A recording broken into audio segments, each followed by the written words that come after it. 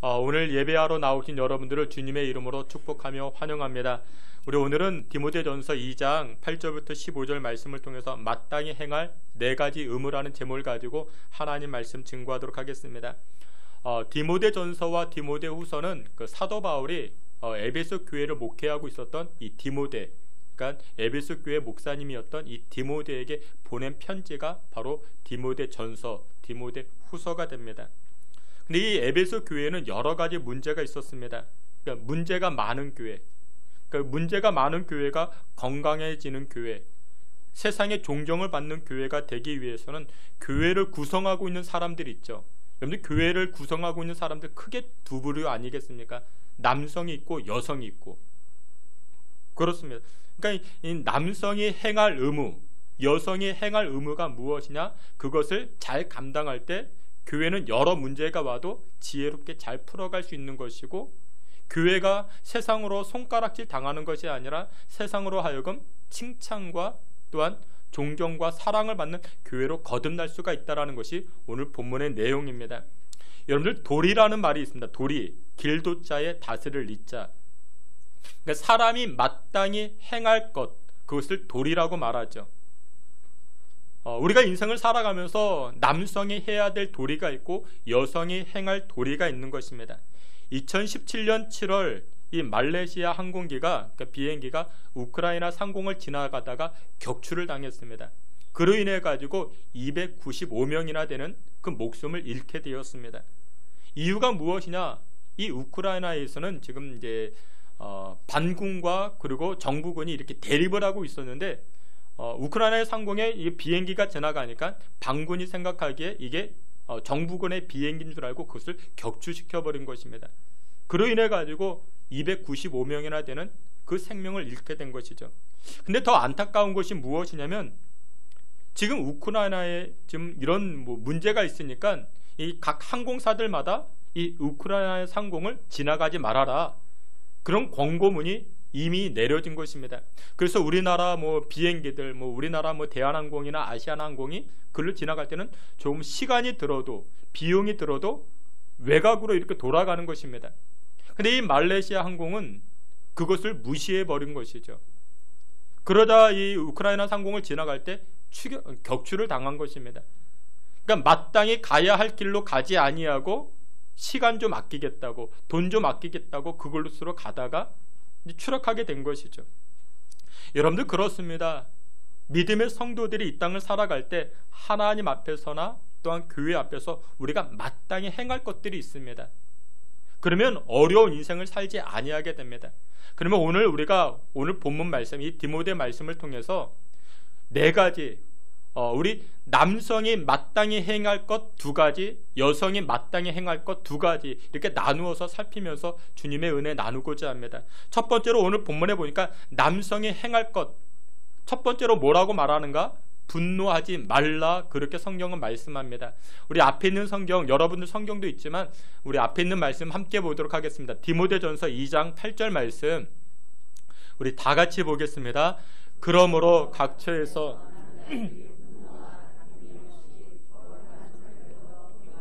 원하노라. 아멘. 어떤 분이 감사헌금을 드렸는데 이 감사헌금에다가 기도 제목을 이렇게 쓰셨습니다. 하나님 분노하지 않는 삶을 살게 하옵소서. 근데 그 기도 제목이 참 근사한 제목이라 생각합니다. 분노하지 않는 삶을 살게 하옵소서.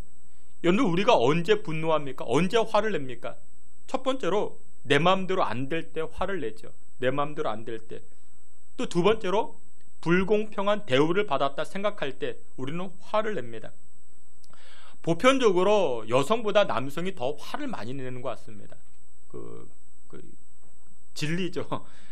그렇습니다. 근데 여러분들 남성들이 분노할 때 언제 분노를 많이 하는가? 언제 화를 많이 내는가? 운전할 때 그렇습니다. 운전할 때. 여러분들 남성은 운전하는 것을 좋아합니다. 이유가 무엇이냐면 운전은 내 마음대로 다 됩니다. 내 마음대로.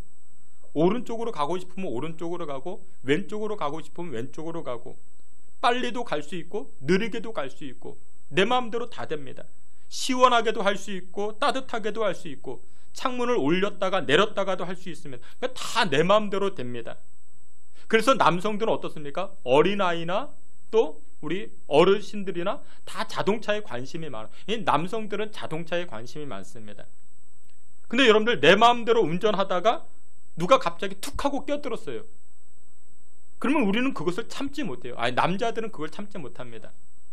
게다가 깜빡이까지 켜지 않고 들어왔다 그러면 더 막 화를 냅니다. 분노합니다. 그러니까 평소에 이렇게 점잖았던 분들도요, 뭐 그러면은 뭐 욕도 하고 막 이제 입에 담지 못하는 개나리 쌍화탕 막 그러면서 막 그렇게 합니다. 근데 여러분들 분노한다고 일이 해결이 되옵니까? 여러분들 분노해서 일이 해결되지 않습니다. 문제가 많았던 이 에베소 교회 남성들도 수시로 분노했던 것 같습니다. 여러분들 제일 어리석은 것이 무엇이냐면 교회 문제를 해결하는 기관들이 있죠. 당회가 있고요. 또 재직회가 있죠. 근데 여러분들 이렇게 회의를 할 때 꼭 화를 내면서 이렇게 발언하는 분들이 계세요. 의장 뭐 이렇게 막 손을 내면서 뭐 화를 내고 열을 내면서 말씀하시는 분들이 계십니다. 절대로 문제가 해결되지 않습니다. 가정에서도 마찬가지예요. 남편과 아내 사이에 의견이 충돌할 수 있잖아요. 그렇죠? 뭐 의견이 충돌할 때 남성은 남편은 먼저 버럭버럭 화를 냅니다. 자녀들과도 뭐 의견이 충돌될 수 있잖아요. 그러면 아빠는 아버지는 먼저 화를 먼저 내요. 그러면 뭐 그게 문제가 해결이 됩니까? 해결이 안 되죠. 그래서 사도 바울이요, 에베소 교회를 구성하고 있는 이 남성들에게, 이 남성들이 교회를 섬길 때 마땅히 무엇하지 말아라? 첫 번째로 분노하지 말아라. 화내지 말아라. 그래서 우리 남성들은요, 이 부분 가지고 기도하셔야 됩니다. 그런데 이 남성들은 이 분노하지 않게 해달라고. 또 여러분들 여성들은요, 이 화 잘 내는 남자 만나면 안 됩니다. 여러분들 소망이 없습니다. 막 화 잘 내. 여러분들 정말 멋진 남자가, 터프가이가 진짜 멋진 남자가 아니라 화 잘 내는 그런 남자가 정말 좋은 남자친구가 아니라, 여러분들 이렇게 때로는 조용조용한 남자가 진짜 좋은 남자일 수 있습니다. 그래서 오늘 본문에 보니까 뭐라고 이야기합니까? 분노하지 말라. 근데 여러분들 남성뿐만 아니고요, 나에게 남성의 기질이 있다, 그런 분들이 계시죠. 여성들 가운데도 이 테스토스테론 호르몬이 많이 분비되어 가지고 이 남성 호르몬이 분비된 분들, 막 화를 잘 내시는 그런 여성분들도 계세요. 기도하셔야 됩니다. 분노하지 않게 해달라고. 중국 속담에 그런 속담이 있잖아요. 여자 나이 50이 되면 뭐가 된다고요? 호랑이가 된다고. 그러니까 여러분들 조심하셔야 됩니다. 분노하시는 분들, 분노가 사라지게 해달라. 여러분들 기도하시기를 축원합니다. 두 번째로 이 남성들이 마땅히 행할 것이 무엇이냐? 오늘 성경에 보니까 거룩한 손을 들어 기도하라 말씀합니다. 디모데전서 2장 8절 우리 다시 한번 보도록 하겠습니다. 그러므로 각처에서 남자들이 분노와 다툼이 없이 원하노라. 아멘. 여러분들 남성들의 마땅한 도리가 무엇이냐? 다른 것 아니라 바로 기도하는 남성입니다. 기도하는 남성. 근데 여기에 보니까 그러므로 각처에서, 이 각처라는 것은 바로 오늘날 교회를 뜻하고 있습니다. 그러니까 남성이 교회에 가서 손을 들고 기도하는 모습, 여러분들 진짜 멋있는 남성의 모습인 것입니다. 여러분들 세계 역사를 보면요, 어느 지역이든 물이 많고 맑고 깨끗한 곳, 그 주변은 다 살아납니다. 세계 문명의 발상지가 있죠. 이집트, 메소포타미아, 인더스, 황하. 이 특징이 무엇이냐면 다 그 옆에 큰 강들이 있어요. 물이 많습니다. 그러니까 물이 있다 보니까 그 주변이 다 살아나기 시작하죠. 여러분들 교회도 마찬가지입니다. 남성들의 기도가 흘러가면요, 다 살아납니다. 남성들이요, 두 손 들고 하나님 앞에 나와 기도하면요, 가정이 살아나고요, 교회가 살아나기 시작합니다. 예수님도 말씀하시죠. 기도 외에는 이런 역사가 나타날 수 없느니라 말씀합니다.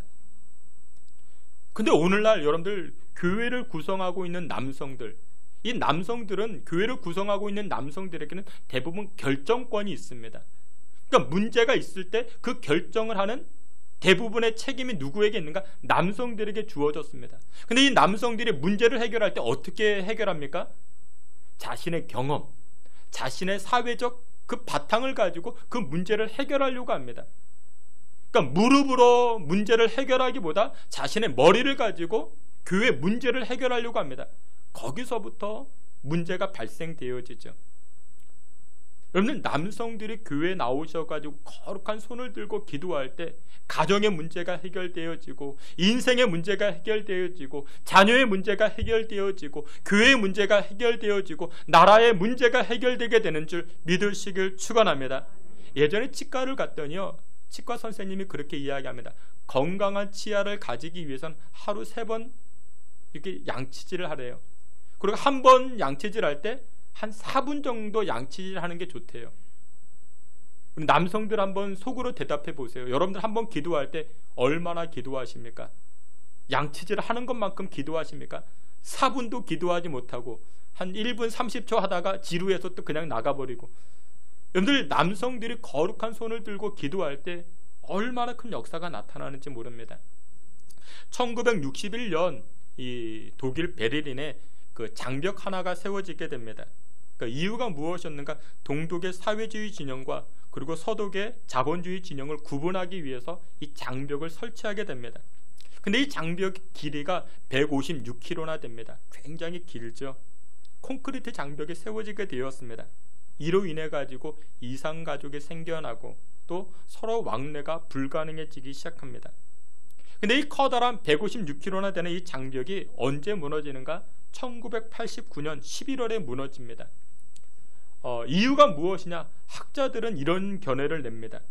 동독을 지원하고 있었던 이 소련의 경제 위기가 다가오게 되자 이 소련이 이 동독을 지원해 주지는 못하는 거예요. 그러다 보니까 경제적 위기에 봉착했던 이 동독이 무너지면서 이 장벽이 무너지게 되었다, 뭐 이렇게 보는 견해가 있습니다. 근데 여러분들, 실질적 이유가 무엇이냐? 이 장벽이 무너진 이유가 무엇이냐? 동독과 서독 가운데 화평, 이 통일이 가져온 게 바로 교회에서 기도했기 때문인 것입니다. 1989년 5월에 그 라이프치, 그 도시 안에 있었던 니콜라이 교회라는 교회가 있었습니다. 이 니콜라이 교회에서 담임 목사님이 산상수훈을 가지고 설교하는 거예요. 근데 이 산상수훈의 내용 가운데 한 가지가 무엇이냐? 화평케 하는 자. 여러분들 들어보셨죠? 화평케 하는 자는 하나님의 아들이라 일컬음을 받게 될 것이다. 이 말씀에 은혜 받은 성도들이 그 자리에서 기도하기 시작합니다. 하나님, 화평을 이루게 해달라고.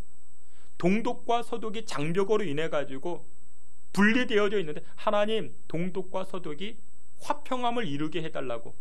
그래서 이 장벽을 놓고 기도하기 시작합니다. 근데 기도가 불이 확산이 되는데 이 니콜라이 교회에 모여진 성도만 해도 2천여 명이 모여지고, 또 기도할 때 모여진 성도들이 교회 밖에도 수천 명이 모여지고, 그래서 항상 기도하기 시작합니다. 그 기도로 말미암아 이 베를린 장벽이 무너지기 시작한 것입니다. 여러분들, 기도는 역사가 있습니다. 여러분들, 베를린 장벽이 무엇으로 무너졌습니까? 총칼로 무너졌나요? 아니죠. 여러분들, 베를린 장벽이 무너진 것은 정치 세력으로 무너진 것이 아니라 교회 안에서 성도들이 기도할 때, 특별히 남성들이 기도할 때 그 문제가 해결되어지고 화평함을 이루게 되는 줄 믿으시길 축원합니다. 주께서 사랑하시는 우리 남성 여러분들, 신성교회를 구성하고 있는 우리 남성 여러분들, 또한 남성의 기질을 가지고 계신 우리 여성분들, 여러분들이 거룩한 손을 들고 기도할 때 우리 가정의 문제가, 인생의 문제가, 또한 나라의 문제가 해결되게 되는 줄 믿으시길 축원합니다. 여러분들, 지난 설에 여러분들 그 손주들에게, 자녀들에게 세뱃돈 얼마나 주셨습니까? 3만원, 5만원, 10만원 얼마 주셨습니까? 근데 그 세뱃돈 주는 것보다 훨씬 더 가치가 있는 게 무엇이냐? 자녀들을 위해서 기도하시는 겁니다. 여러분들의 아들, 딸을 위해서 우리 아버지들이 교회 나와가지고 거룩한 손을 들고 기도할 때 하나님 그것을 얼마나 기뻐하시는지 모릅니다. 여러분들, 세뱃돈은 그냥 한번 쓰고 나면 없어집니다. 애들 PC방 갔다 오고 옷 한 벌 사면 그냥 없어집니다. 그러나 거룩한 손을 들고 기도할 때, 자녀들을 위해서 기도할 때 그 기도는 하늘나라에 상달되어지고 하나님 기억하사 하나님께서 가장 좋은 것으로 응답해 주시는 줄 믿으시길 축원합니다. 그래서 우리 남성들은 마땅히 행할 것이 무엇이라고요? 거룩한 손을 들고 기도하는 것. 우리 이제 지금 특별 심야 기도회를 하죠. 여러분들 교회 나오셔서 기도하세요. 남성들은 특별히 교회 나오셔가지고 가정을 위해서 기도하고 자녀들을 위해서 기도할 때 5분, 10분, 20분 기도할 때 하나님께서 놀랍게 역사해 주시는 줄 믿으시길 축원합니다. 이제 남성들이 마땅히 행할 의무가 무엇이냐? 두 가지 살펴봤죠. 첫 번째, 분노하지 말 것. 또 한 가지, 기도할 것. 그리고 이제 여성들이 행할 두 가지가 있습니다. 첫 번째가 무엇이냐? 오늘 본문에 보니까 영적으로 단장하라 그렇게 말합니다. 우리 디모데전서 2장 9절 말씀 오늘 본문인데 우리 앞에 있는 말씀 함께 보겠습니다. 또 이와 같이 여자들도 단정하게 옷을 입으며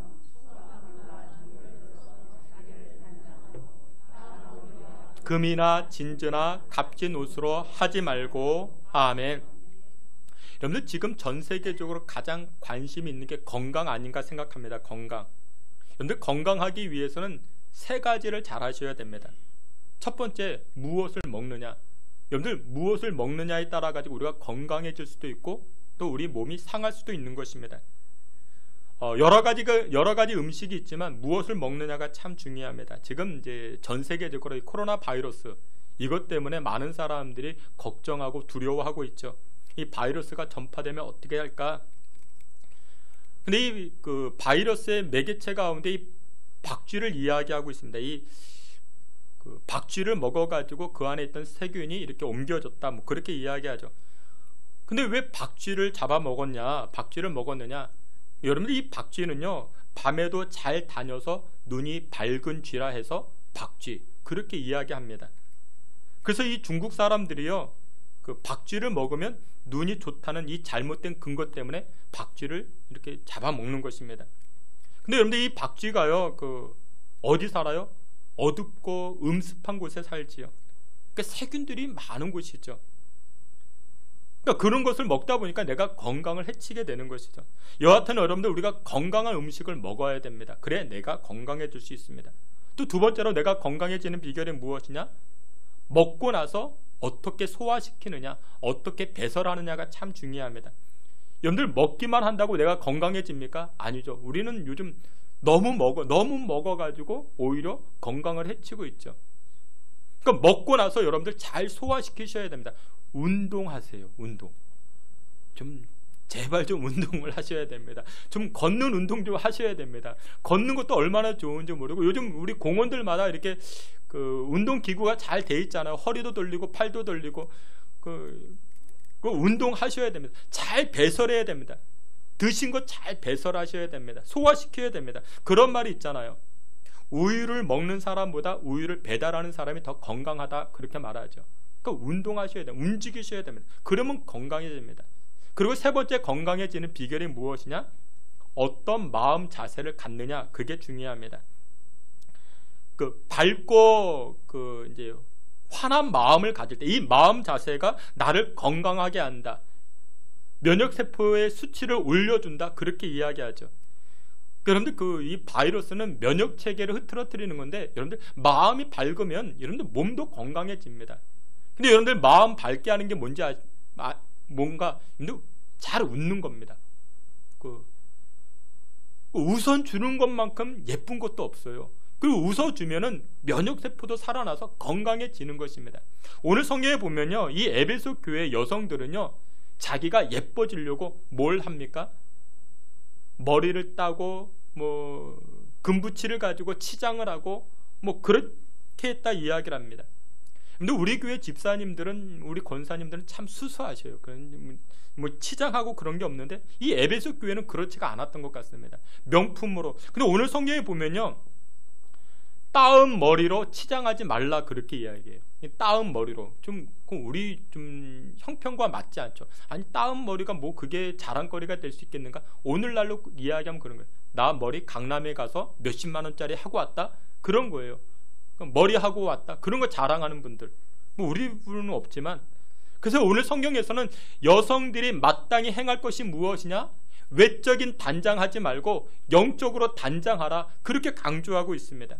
근데 이 구절에 등장하는 이 단장이라는 단어가요, 예, 화장이라는 단어 거기서 나오게 되는데, 근데 이 화장이라는 단어가 그 헬라어로 이제 코드메틱, 그렇게 영어에도 그렇게 이야기하죠. 코드메틱 그렇게 이야기하죠. 근데 여기 이 코드메틱, 이 화장이라는 단어가 어디서 출발했는가?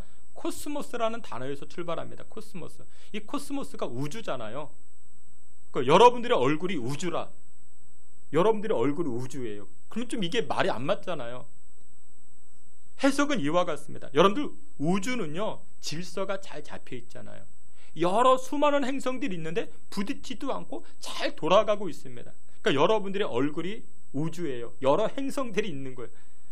그래서 화장을 한다라는 것이 무엇이냐면 질서가 잘 잡혀 있는 거예요. 얼굴의 질서가. 그러니까 화장을 하는 게 뭐냐면 나의 얼굴의 질서를 잡는다. 그게 화장이에요. 화장.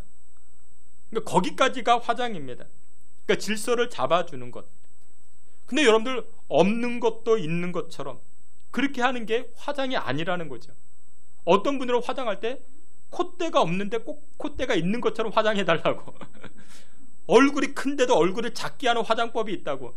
그런 것은 화장이 아니라 뭐예요? 변장이에요. 변장. 아무튼 여러분들, 디모데가 목회하는 이 에베소 교회 여성들은요, 이 단장을 넘어서 그 외적인 단장에만 그렇게 치중하고 있었다라는 것이죠.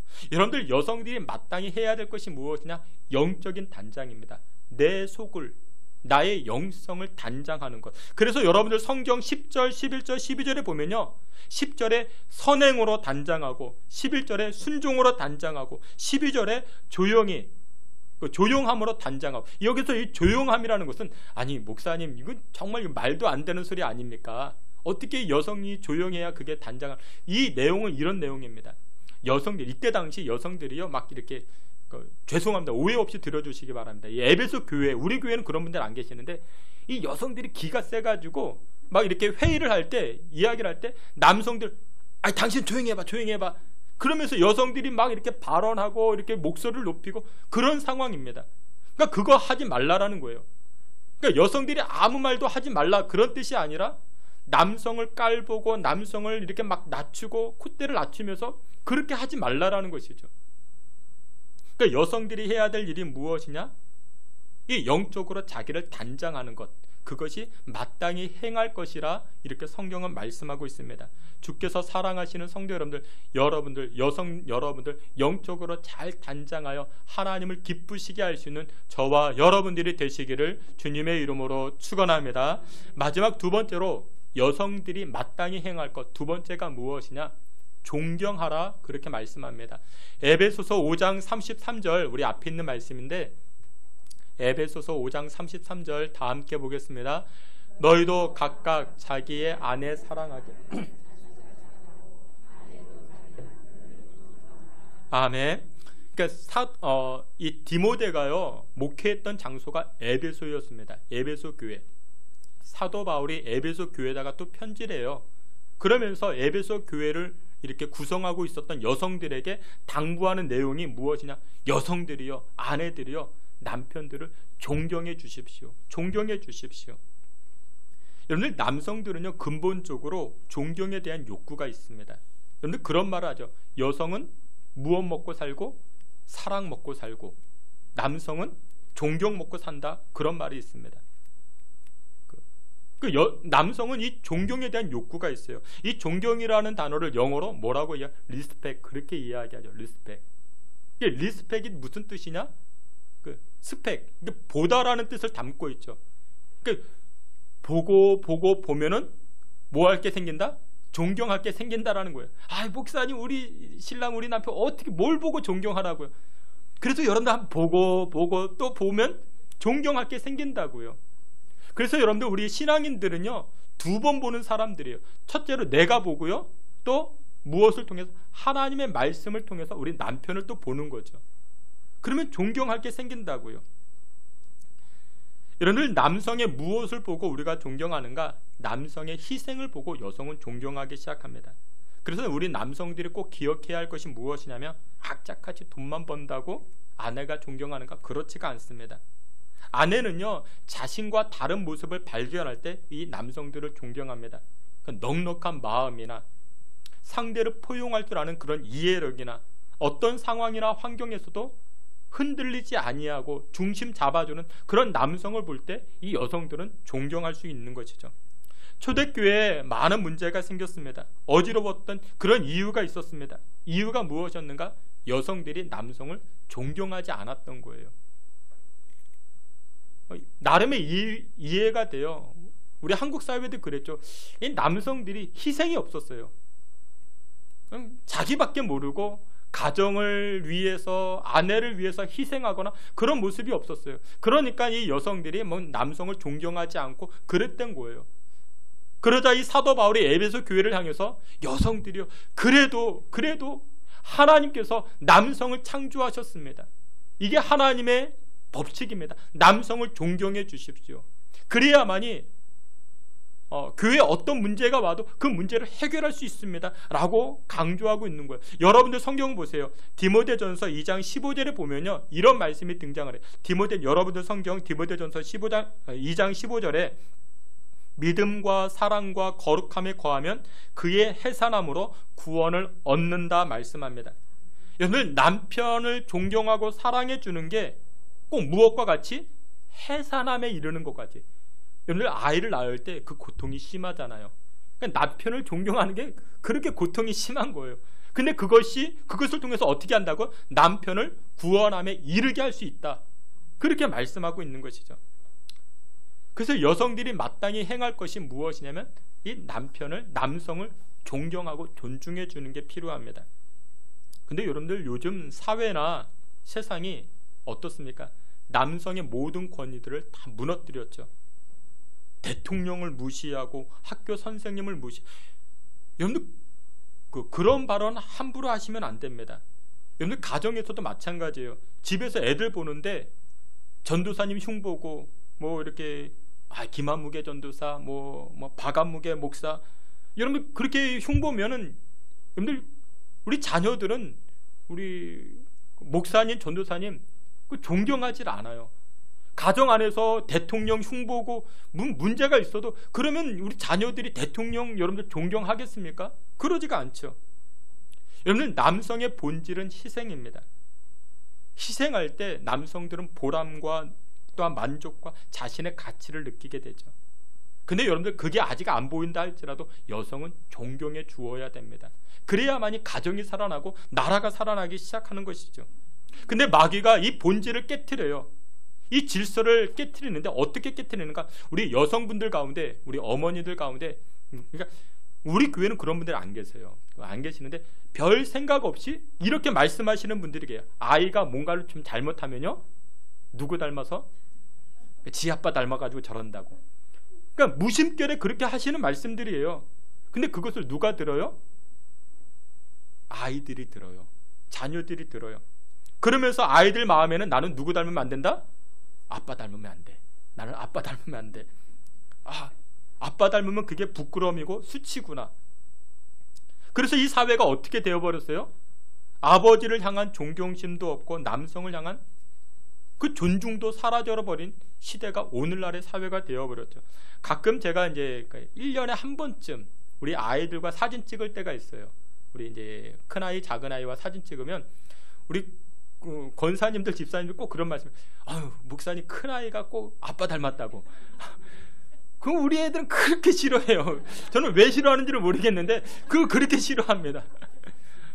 제가 그렇게 부끄러움인지 모르겠지만 여러분들 옛날에는요 그랬어요. 존경하는 사람이 누구냐 물어보면요, 아버지가 존경스럽습니다.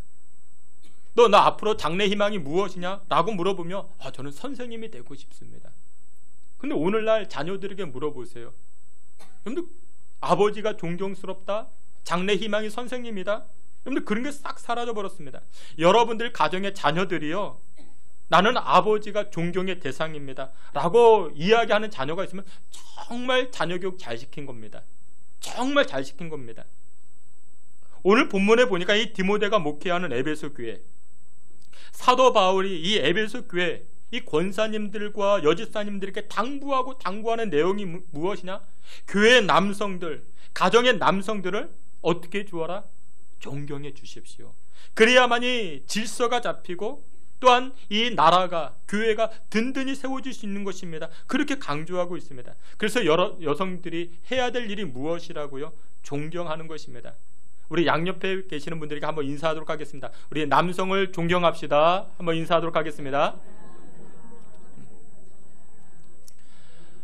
TV를 가끔 보게 되면은 이 평론가로 등장하는 분이 계세요. 그 서울대 명예교수를 지내신 박동규 교수님이라는 분이 계세요. 평론가로 이제 종종 등장하는데, 근데 이분의 아버지가 누구냐면 여러분들 잘 아시는 시인 박목월입니다. 그 박목월 시인이 이분의 아버지세요. 여러분들 옛날에는 시인이 참 가난했잖아요. 근데 한 번은 그런 일이 있었답니다. 어린 아들, 이 동규, 이 아들이 이 사는 마을에 서커스단이 들어온 거예요. 옛날에는 볼거리, 놀거리가 없었잖아요. 이 동네에 서커스단이 들어오니까 이 어린 아들이 그러니까 얼마나 궁금했는지, 얼마나 보고 싶었겠습니까? 그래서 이 어린 아들이 아버지에게 이렇게 이야기합니다. 아버지, 저 서커스 보여주세요. 서커스 보여주세요.